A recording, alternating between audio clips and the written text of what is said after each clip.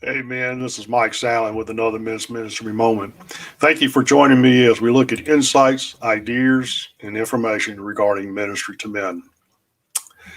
Remember when you taught somebody how to perform a task and you would tell them, this is not rocket science? Well, after working in men's ministry for a number of years, coordinating events for men, discipling men, facilitating men's small groups, and meeting one on one with men, let me tell you, ministering to men is rocket science.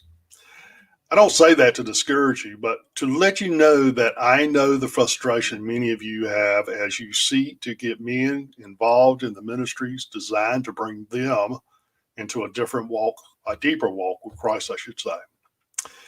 I was talking to someone a while back who had started a small group a few weeks earlier, and I could tell in his voice there was a little bit of frustration.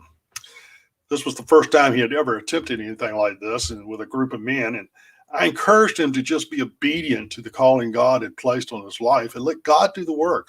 Continue to pour his life into these men, praying for them and being there for them. Even if only one man shows up, that would be the one who God wanted him to share life with at that moment.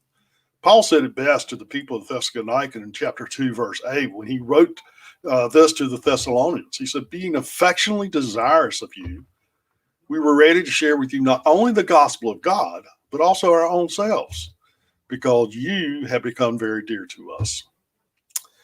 We often think we need to have a deep Bible study when we get men together, but sometimes we need to just do life and allow God to open those opportunities for us to share the gospel or a word of encouragement. I meet with men once a month just to have breakfast and just talk and let them share what is happening in their life, getting to know them and opening myself up, not having really any agenda in the group. Another group I meet with once a week as we study through the disciplines of being a godly man, all to develop the relationships and impact the gospel of Christ in each other's lives by either just sharing life or speaking the word directly into their lives. When I first began to work in men's ministry, I thought we had to have big events and many men had to attend, these things to be successful. And I reasoned that if we did these events, we could get them to attend, the men's lives would begin to change. However, I quickly learned this is only a small piece of the puzzle. There's nothing wrong with big events, and they do have their place, but these events should be used to connect men. From these events, you should be able to always look for ways to encourage men to take the next right step and to become involved in discipling relationships.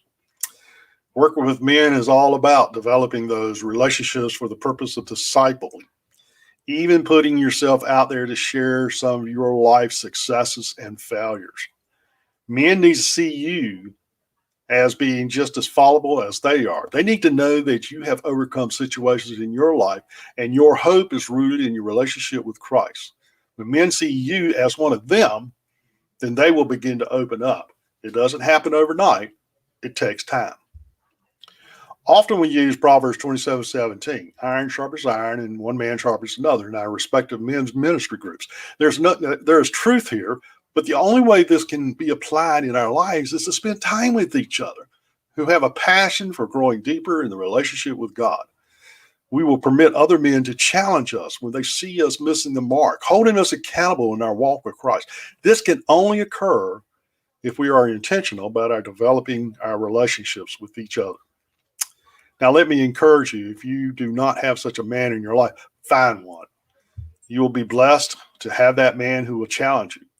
Be a listening ear when you need to talk, and more importantly, pray for you. Iron sharpens iron, and one man sharpens another.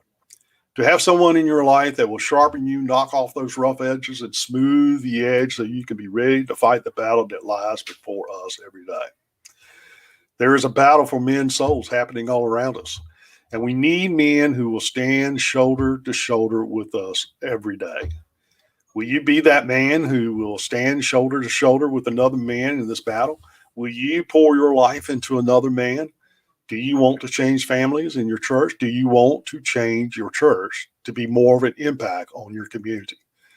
Then start sharing life with other men, the gospel of Christ, developing intentional relationships that will sharpen each other to be the man God desires for us all. Join me next time on another Men's Ministry Moment. This is Mike Sandlin. God bless.